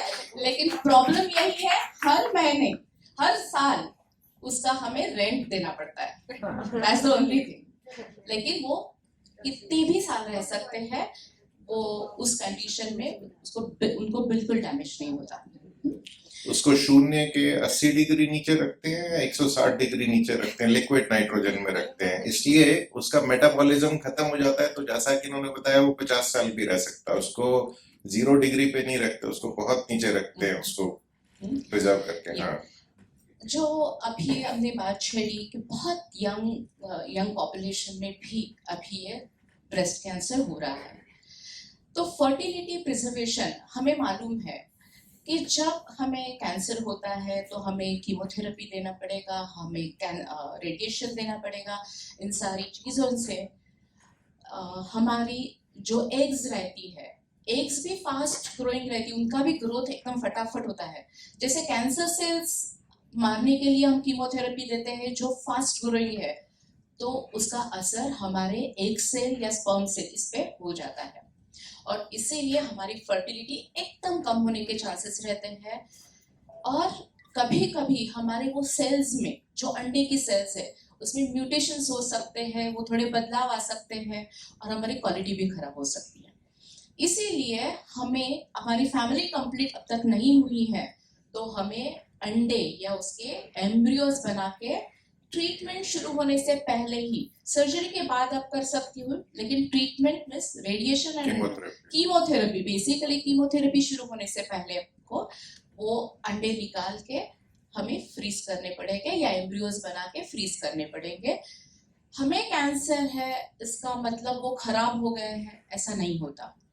जब तक हम कीमो नहीं देते तब तक वो खराब होने के चांसेस कम है, इसीलिए वो सेफली हम कर सकते हैं। चलिए बहुत बढ़िया। इन्होंने जो जानकारी दी उसके एडिशन में थोड़ा एक और मैं ये बोलना चाहता हूँ कि जो ओवरी को अगर आप सुला दो, if you put the ovaries to sleep before chemotherapy, तो उसमें डैमेज थोड़ा कम होने की संभावना होती है, तो उसके लिए एक इंजेक्शन होता है। तो ये काफी सारा ऐसा शोध हुआ है, रिसर्च हुई है कि अगर आप कीमोथेरेपी शुरू करने से पहले वो एक इंजेक्शन दो जिससे कि ओवरीज सो जाए, they are put to sleep, तो फर्टिलिटी प्रिजर्वेशन में, बच्चे होने में बाद में थोड़ी मदद मिल सकती है। तो वो भी एक और तरीका है। आप कुछ पूछ रही थी, बताइए। हाँ, सर मुझे, मेरा क्वेश्चन ये है, मुझे कैंसर कब डिटेक्ट हुआ था, जब मैं प्रेग्नेंट थी। सो हम लोग को मुझे लंप फील हुआ था, मेरे प्रेगनेंसी के पहले लंप फील हुआ था, लेकिन उस टाइम पे बहुत माइनर लंप फील होता था, तो फिर हम लोग डॉक्टर के पास भी गए थे, उन्होंने सोनोग्राफी बोला था, बट क्योंकि हम लोग वर्किंग थे और फिर वो चीज़ निकल गई दिमाग में से, तो हम लोग की गलती हुई कि थोड़ा लेट हुआ। लेकिन उसके बाद मुझे प्रेगनेंसी रही और मेरी प्रेगनेंसी बहुत हेल्दी थी, मुझे कोई इशू नहीं था बेबी ग्रोथ में, या फिर बस मेरा वेट गेन नहीं हो पा रहा था। उसके बाद सडनली 5th मंथ में और 4th मंथ में वो लंप बहुत सडनली बढ़ने लगा। तो मुझे और मेरे हस्बैंड को हमेशा यही लगता है कि वो लंप एक नॉर्मल था और ड्यूरिंग प्रेगनेंसी वो कैंसर में कन्वर्ट हुआ है, या वो ऑलरेडी कैंसर ही था, क्योंकि मेरा सब कुछ जो था वो नॉर्मल ही था प्रेगनेंसी, तो मुझे कोई सिम्टम्स नहीं थे ऐसे। देखिए, आज हमारी जो ऑडियंस है वो साइंटिफिकली बड़े वैलिड और बहुत ही तीखे सवाल पूछ रहे हैं, जिनका एक शार्प आंसर होना चाहिए, और इनका सवाल बिल्कुल सटीक है। तो ये बोलती हैं कि इनके ब्रेस्ट में एक लंप था, जो था वो बहुत छोटा था, वो प्रेगनेंसी में बढ़ गया। तो वो पहले भी कैंसर था या प्रेगनेंसी की वजह से वो कैंसर में तब्दील हो गया? आप बताएंगी मैडम? यस, बताइए। प्रेगनेंसी की वजह से वो कैंसर नहीं बन सकता। हाँ, प्रेगनेंसी के दौरान जब हमारा ईस्ट्रोजन प्रोजेस्टेरॉन बढ़ जाता है और वो हार्मोन डिपेंडेंट कैंसर रहेगा, तो यस, ग्रोथ थोड़ी ज्यादा महसूस होगी। लेकिन प्रेगनेंसी के वजह से कैंसर हुआ ऐसे कोई रेफरेंसेस हमें नहीं मिले। मैम प्रेगनेंसी एकदम हेल्दी थी, आई मीन देखिए, प्रेगनेंसी हेल्दी का मतलब ये होता है कि प्रेगनेंसी मतलब फीटस, प्लेसेंटा, यूट्रस और जो सारे हार्मोन्स हैं वो बराबर है।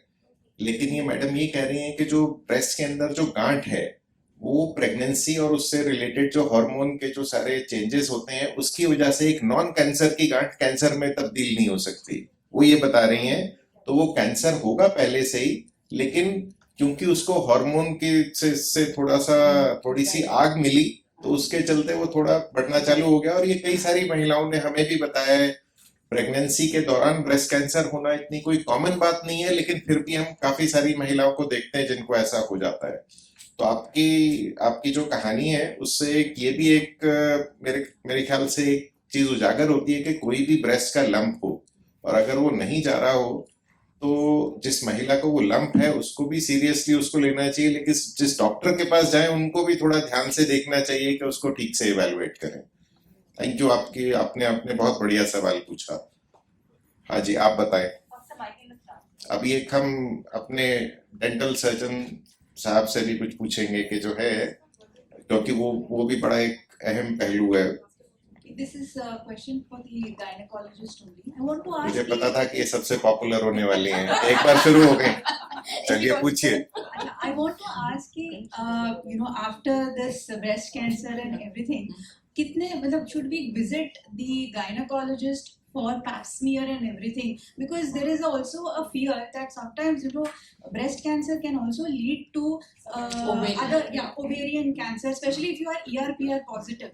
तो मतलब I want to know उसका क्या है, how do I go about it? वैसे देखा जाए तो गायनिकोलॉजिकल कैंसर जो होते हैं वो आपको ब्रेस्ट कैंसर हुआ है इसीलिए वो एग्जामिनेशन मैंडेटरी नहीं है। हमें गायनिकोलॉजिकल कैंसर्स की तरह एकदम सजगता से देखना चाहिए, क्योंकि ये ऐसे कैंसर रहते हैं जैसे ही ब्रेस्ट कैंसर, जैसे कि हम जल्दी पकड़ में आ गए तो हम कंप्लीटली फ्री हो गए। जैसे मैडम ने बताया 20 साल अभी वो सर्वाइवर है। तो सर्वाइकल कैंसर भी ऐसा ही है, गर्भाशय के मुख का कैंसर जितना जल्दी पकड़ में आता है उतनी ट्रीटमेंट परफेक्ट हो जाती है। लेकिन ओवेरियन कैंसर ऐसा है कि ओवेरियन कैंसर जल्दी पकड़ में ही नहीं आता, stage 3 stage 4 I am not wrong होने तक, क्योंकि उनके सिम्टम्स ज्यादा नहीं रहते। इसीलिए सबके लिए ये तीनों गायनिकोलॉजिकल कैंसर हमने रेगुलरली चेक करने ही चाहिए, प्रीफरेबली आफ्टर 40 ईयरली उनका एग्जामिनेशन होना ही चाहिए। चलिए, इसी से रिलेटेड मैं किसी भी ऑन्कोलॉजिस्ट से या डॉक्टर शोना नाग से भी पूछ सकता हूँ कि कई सारी महिलाओं के और उनके परिवारजनों के बीच में एक और सवाल होता है कि मुझे हो गया, अब मेरी बहन है, मेरी बेटी है, मेरा बेटा है, मेरी और संबंधी हैं, उनमें क्या है इसका रिस्क, और ये हेरिडिटरी हो सकता है कि नहीं हो सकता, अगर हो सकता है तो उसके क्या लक्षण हैं कि ये शायद हेरिडिटरी हो सकता है, उसको कैसे जांच की जाए और क्या करना चाहिए? ये है कि नहीं है सवाल आप लोगों के बीच में? कुछ हद तक तो है शायद सवाल, चलिए बताएं। काफी लोगों का जेनेटिक टेस्टिंग भी हमने एडवाइस किया है। तो जब कैंसर, ब्रेस्ट कैंसर होता है तो उसमें से 10% महिलाओं में जेनेटिक हो सकता है, मतलब अनुवांशिक जो बोलते हैं। और ये हमें कैसे मालूम पड़ता है कि हो सकता है जेनेटिक कॉज?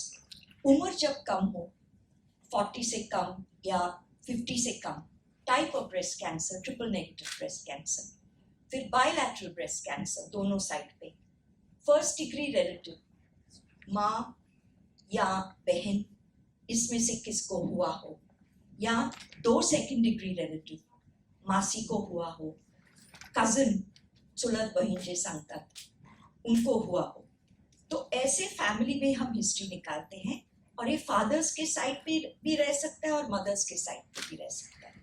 तो यंग एज, दोनों साइड में, टाइप ऑफ ब्रेस्ट कैंसर, तो ये मेन रिस्क फैक्टर और फैमिली हिस्ट्री। और family history. Is it advisable to take a genetic testing then? Whenever- So जब हम मिलते हैं आपसे, when your oncologist meets you, और हम आपका पूरा हिस्ट्री लेते हैं, हम हमेशा फैमिली हिस्ट्री पूछते हैं आपसे।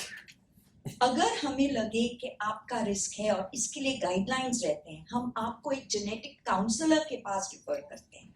वो आपका पूरा फैमिली ट्री निकालेंगे और हमें बताएंगे कॉन्फिडेंस के साथ कि अगर हमने आपका जेनेटिक टेस्टिंग किया तो क्या चांसेस है कि आपका टेस्ट पॉजिटिव निकलेगा।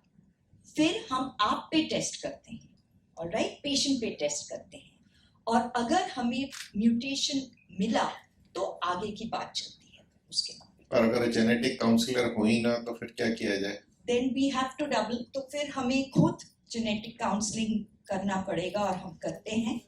कभी कभी ऑनलाइन सर्विसेज भी रहते हैं, लेकिन जैसे मैंने रिस्क फैक्टर्स बताए वो कॉमन सेंस की बात है।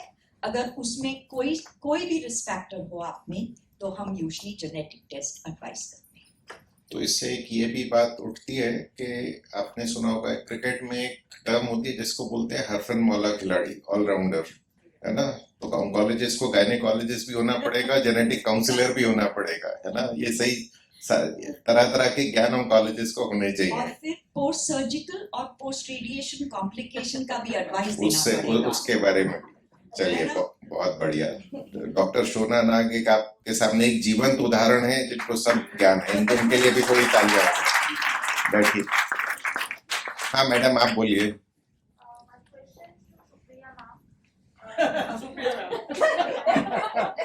इसके बाद I will use my moderators prerogative के मैं ये सबसे पॉपुलर हैं, लेकिन इसके आपके सवाल के बाद मैं इनके सवाल बंद कर दूंगा, उसके बाद आप इनको पकड़ लीजिएगा पैनल के बाद। हाँ बताएं। Like you said earlier, before chemotherapy, you preserve your eggs. But what if, because I'm 30 years old, young lady, I don't have kids right now, and I'm under Zoladex. So I took my Zoladex in March last time.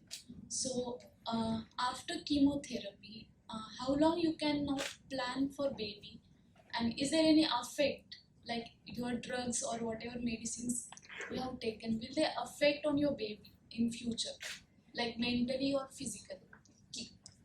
Actually ये आपके लिए है sir question.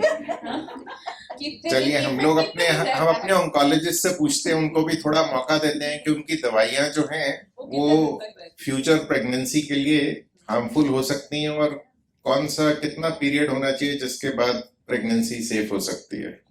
So before answering your question, तो एक ही सवाल उठता है कि आपकी प्रेगनेंसी का नंबर क्या है। Is it the first pregnancy या 2 या 3 हो चुके हैं? आपके केस में it will be the first pregnancy and it will be a precious one, after which you have completed the treatment beforehand and now you will be going ahead with pregnancy. हमें आपके pregnancy का plan करते समय ये भी देखना पड़ता है कि even though your treatment has completely completed, हम कुछ समय का गैप देते हैं सो एज टू मॉनिटर कि आप कैसे बिहेव करते हो, आपका रूटीन कैसे चलता है, you are not developing any kind of symptoms related to your cancer. So usually हम लोग ये suggest करते हैं कि after the completion of treatment, wait for couple of years, because it's just not about taking a chance. It's about taking, if something happens in between, if it recurs. So 1 साल हो चुका है, go ahead, took a chance, and something happens unfortunately, तो उसका भी हमें ध्यान रखना पड़ता है. तो हम लोग ये कहते हैं कि wait for couple of years, will be clear enough what is going on, what is going to happen, and how you are behaving after the completion of your treatment. तो हम लोग कहते हैं कि roughly 1-2 साल रुक जाते हैं, क्योंकि it also depends on the biology of your earlier cancer. तो doctor Kulkarni, sorry for interrupting you, लेकिन इसमें एक और सवाल आता है कि चलिए ये तो रेकरेंस के पॉइंट ऑफ व्यू से है, लेकिन अगर रेकरेंस को हम थोड़ी देर दरकिनार करें और ये पूछें कि जो ड्रग्स हैं वो कितने समय तक जो ओवा है और जो अंडे हैं उसके लिए हानिकारक हो सकती हैं, तो उसके बारे में बताएं. 6 महीना, 1 साल, 1.5 साल, 2 साल, यही था आपका सवाल मेरे ख्याल से. Exactly, sir. Yeah. So exactly, it is also little subjective actually. Once you stop the treatment, some of the ladies may start getting menses after 3 months, 6 months, a year or so. तो ये 2 साल रुकने के कहने के पीछे intention ये भी है कि हमें ये भी पता चलता है कि आपके जो मेंसेस है, पीरियड्स है, वो after the stoppage of treatment कब रिज्यूम हो जाते हैं, रेगुलर हो जाते हैं, so that we can take a chance on that.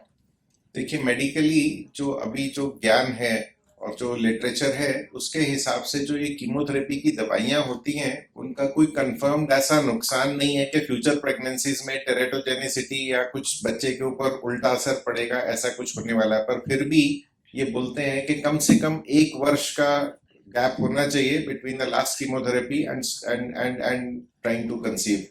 लेकिन एक और चीज बता दूं, आपने बोला आप जोलाडेक्स पे हैं, तो शायद आपका estrogen receptor positive breast cancer होगा, तो शायद आप टेमॉक्सिफेन भी ले रही होंगी. नहीं है, तो वो फर्टिलिटी प्रिजर्वेशन के लिए था, तो वो ठीक है. तो फिर आपका तो कम से कम 1 साल, प्रेफरेबली 2 साल जैसा उन्होंने बोला.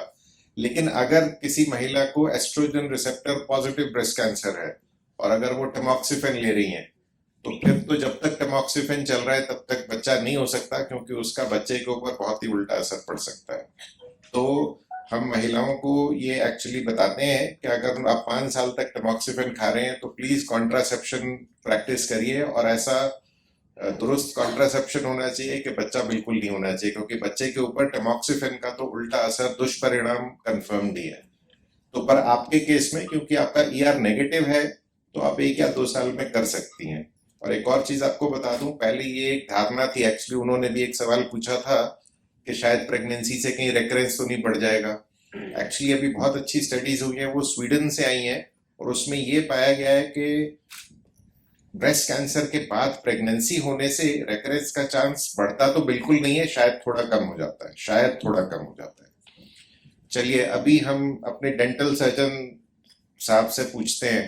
आपके पास कोई सवाल है? नहीं तो फिर मैं पूछूंगा. हाँ जी, आप बोलिए. आफ्टर ट्रीटमेंट ना दांतों में बहुत ज्यादा ये गड्ढे हो गए हैं, जो भी ऑलरेडी फीलिंग थे वो भी निकल गए सर और टूटने लगे. मैम, ये बहुत लोगों को ये प्रॉब्लम होती है, एंड ये 2 रीजन से होता है.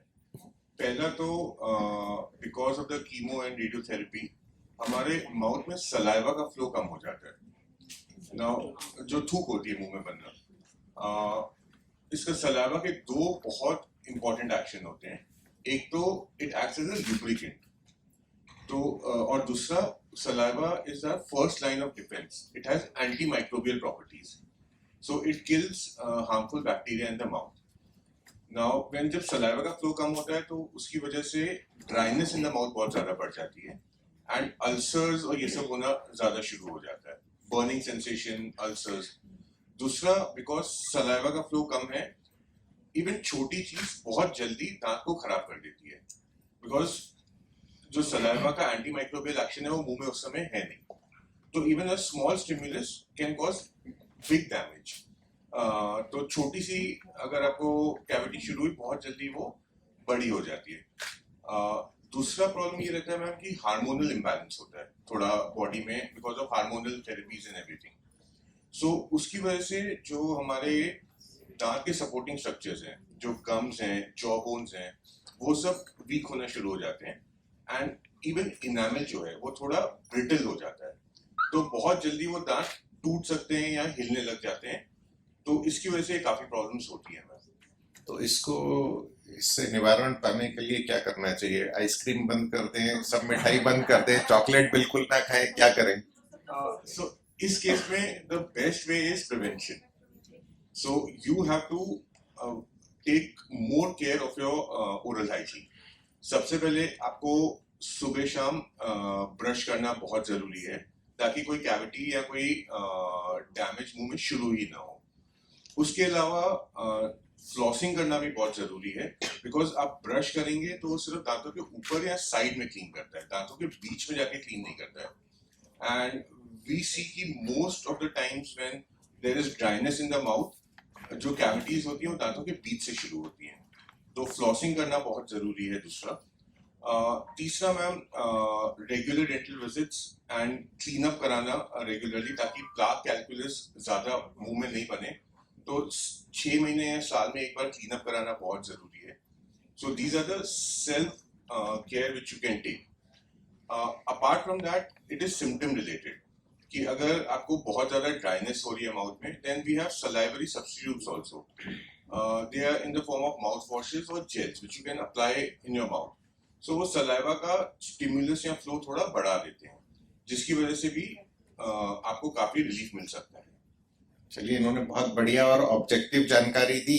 अभी एक, हाँ आप पूछिए। Just one minute. One.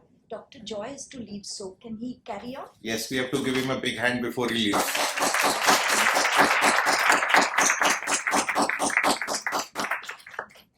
When the treatment is completed, but it is said for 1 year, we don't have to do any of the type. So how far is it true? वो ये पूछ रहे हैं कि कोई डेंटल प्रोसीजर कभी करने चाहिए, कि कोई बोलता है कि मत कराओ, कोई दवाई खा रहे हो, कोई ऐसा ना हो कि कुछ और गड़बड़ हो जाए, है ना? वही पूछ रही है ना आप। चलिए बताइए। मैम, जितना हो सके नॉन इन्वेजिव प्रोसीजर हम लोग को अवॉइड करना चाहिए। देखिए, नॉन इन्वेजिव तो मुझे भी समझ में नहीं आता, उनको कहाँ से आएगा समझ। मतलब कि हम लोग अगर मुंह में कुछ सर्जरी कर रहे हैं या दांत निकाल रहे हैं जिसकी वजह से मुंह में घाव बन जाएगा, तो वो चीजें हम लोग को अवॉइड करनी चाहिए। बट अगर वो अर्जेंसी रहेगी तो उसके ऊपर क्या रह सकता है?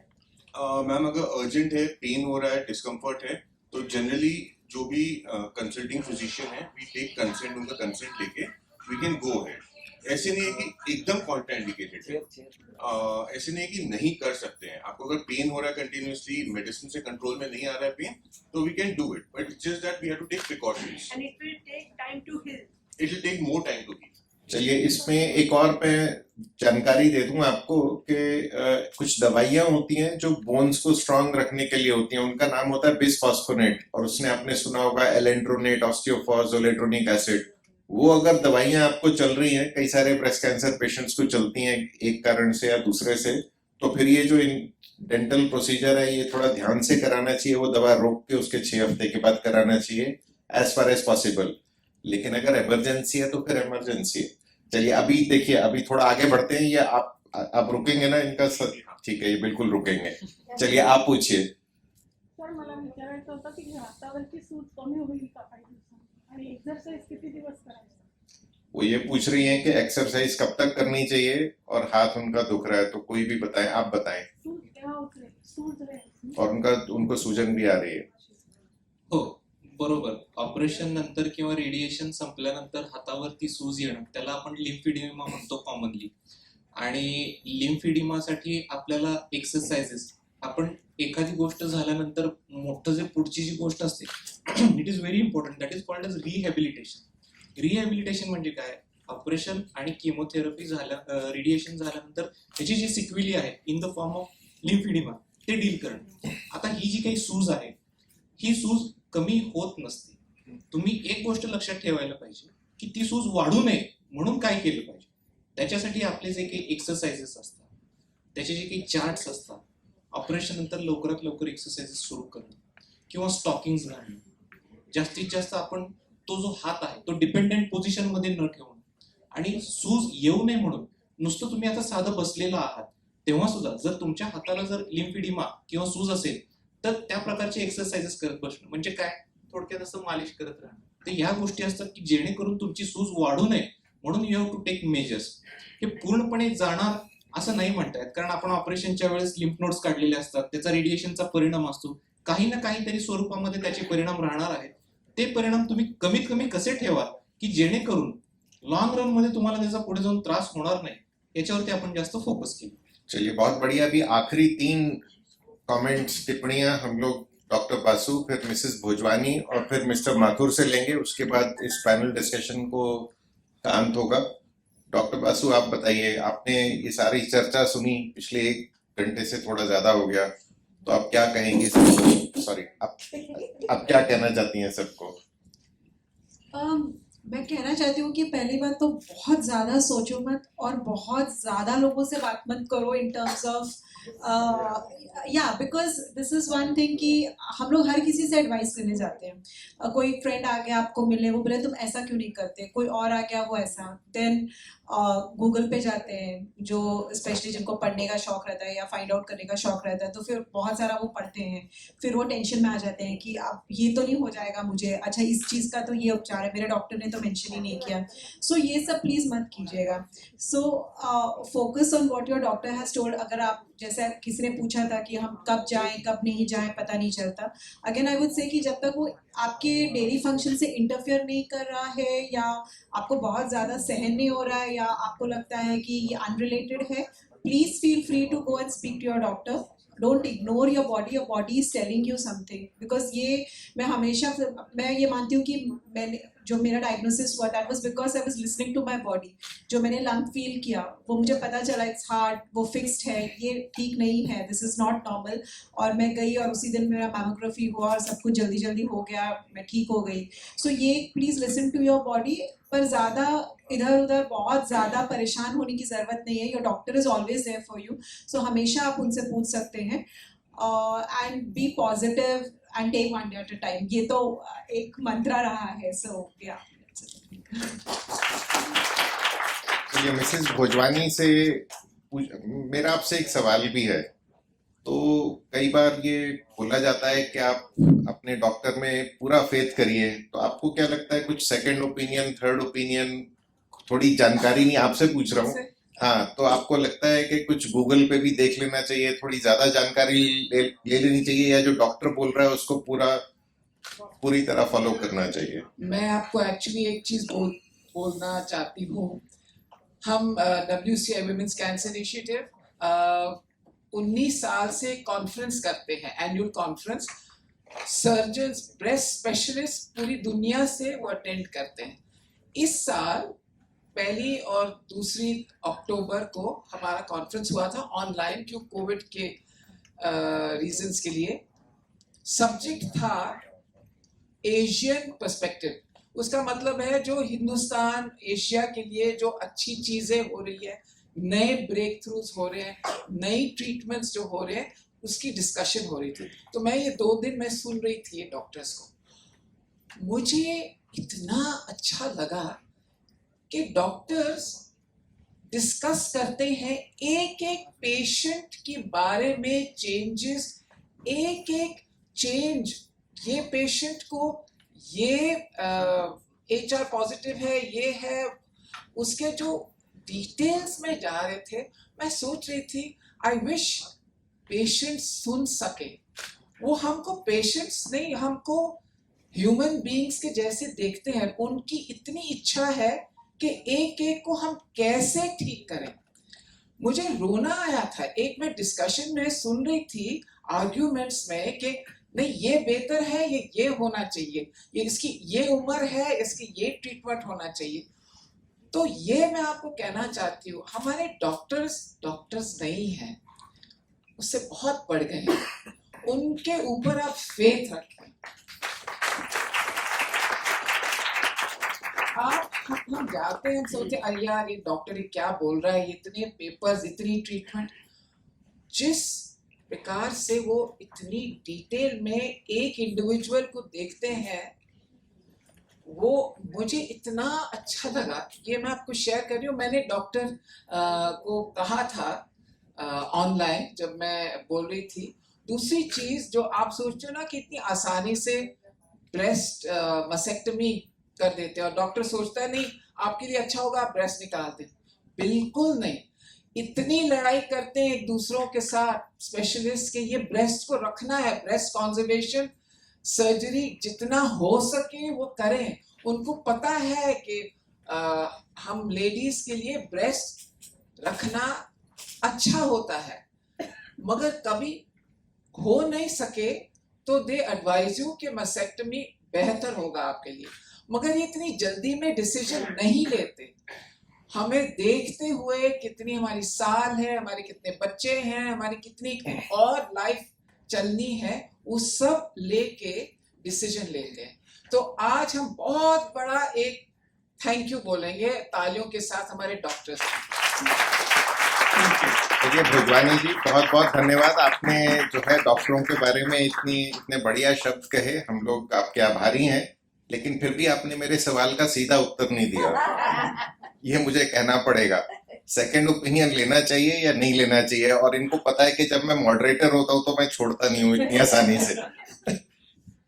आपको पता है कि मैंने लास्ट वीक आपसे सेकंड ओपिनियन ली थी।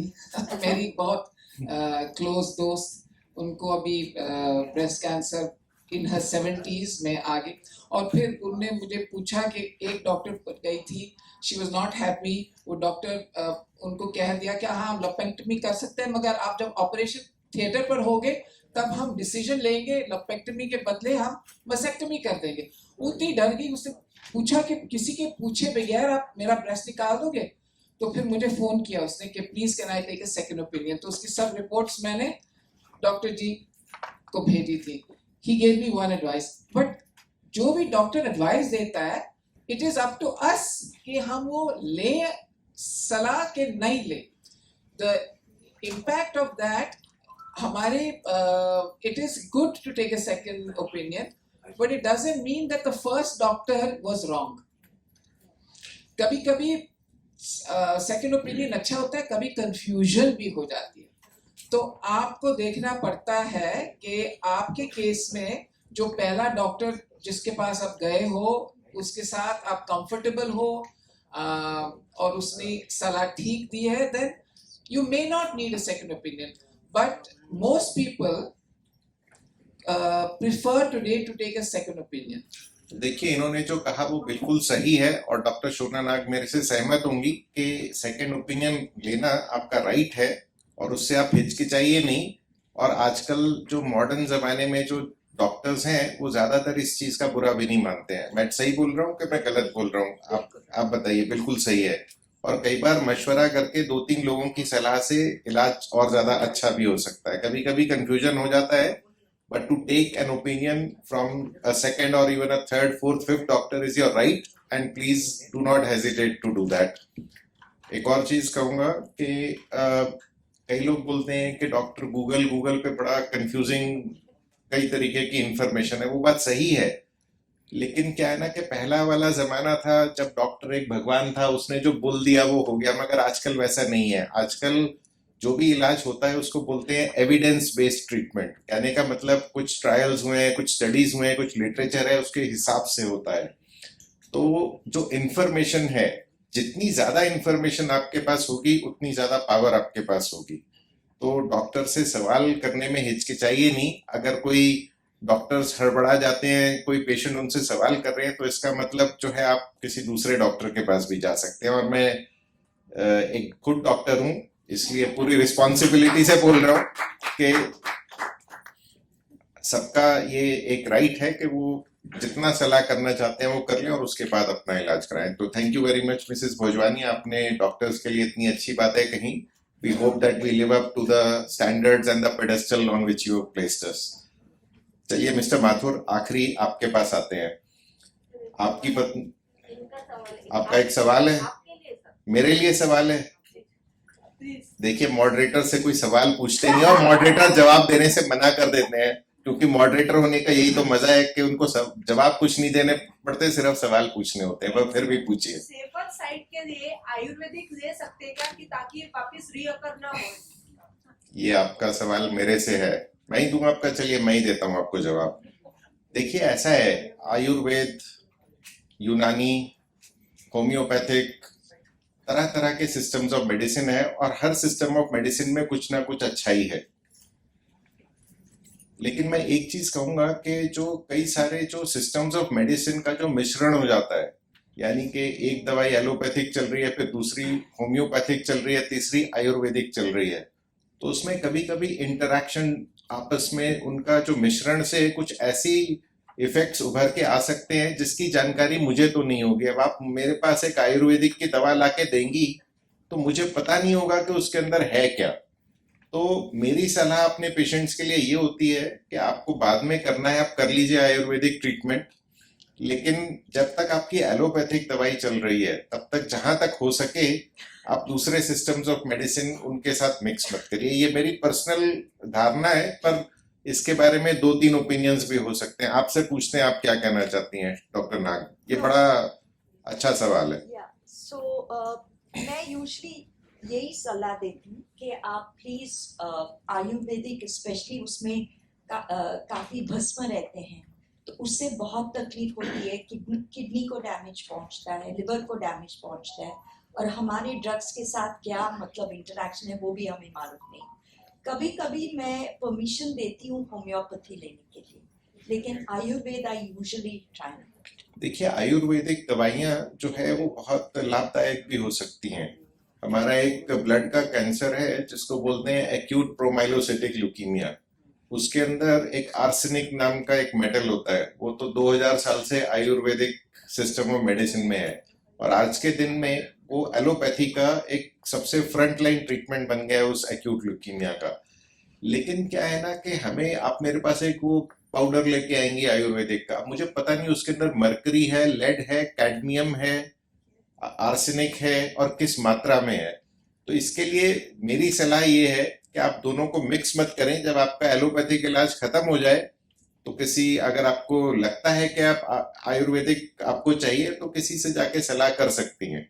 अब अगर मेरे पेशेंट मेरे से सवाल पूछते हैं कि आपको क्या लगता है कि मेरे लिए लाभदायक होगा कि नहीं होगा, तो मेरा जवाब उनको ये होता है कि मैं MBBS मैंने किया हुआ है ना, मैंने BA MS भी नहीं किया हुआ, BH MS भी नहीं किया हुआ, तो मुझे उसकी जानकारी उतनी नहीं है।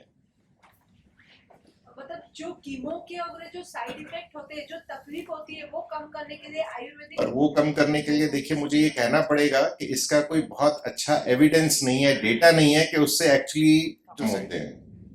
यही मैं बोल रहा था, पहले के जमाने में ना डॉक्टर सुदीप गुप्ता एक बहुत बड़े प्रोफेसर है, उन्होंने बोल दिया कि ये इलाज होना है तो यही होना है और कोई उनको सवाल नहीं करेगा। लेकिन आजकल वैसा नहीं है, आजकल मेरे बोलने से नहीं होता, मैं बोलूंगा ये दवाई बहुत अच्छी है तो मेरा जो स्टूडेंट है और जो मेरा पेशेंट है वो मेरे को बोलेंगे आप मुझे डेटा दिखाओ कि ये दवाई क्यों अच्छी है। तो अगर आप मेरे को बोलोगे कि आयुर्वेदिक दवाई से साइड इफेक्ट कम होते हैं तो फिर मैं पलट के ये सवाल पूछूंगा कि आप मेरे को उसका डेटा दिखाओ कि कहाँ पे वो ट्रायल हुआ है जिसके हिसाब से उसका साइड इफेक्ट वो कम करता है। तो इसलिए जो सिर्फ एक कही हुई बात है उसके ऊपर नहीं होता है आजकल इलाज, आजकल एविडेंस के बेस पे होता है। चलिए ये मुद्दा भी डिस्कस हो गया, प्लीज अभी हमें बंद करना पड़ेगा। ये डॉक्टर नाग तो मेरी तरफ बड़ी तीखी नजरों से देख रही हैं, लेकिन मुझे मिस्टर माथुर से अंत में पूछना पड़ेगा। देखिए आपकी पत्नी तो बहुत लकी हैं कि आप उनके इतने बड़े सपोर्टर हैं और आपने थ्रू आउट उनका साथ दिया, पर सब महिलाएं इतनी लकी नहीं भी हो सकती। तो आपका क्या मैसेज है सब केयर गिवर से, सब हस्बैंड से, बच्चों से, कि उनको क्या करना चाहिए आपके हिसाब से अगर उनके किसी माँ को या बहन को या पत्नी को, किसी को ब्रेस्ट कैंसर या कोई भी कैंसर हो जाए, तो आपका पर्सनल उनके लिए क्या मैसेज है? See, I think technically maybe we may not understand many things because we are not doctors actually, and nobody, no relatives is actually doctors. But only thing what relatives can do is they can build confidence to the patient. I think cancer is more about controlling state of mind.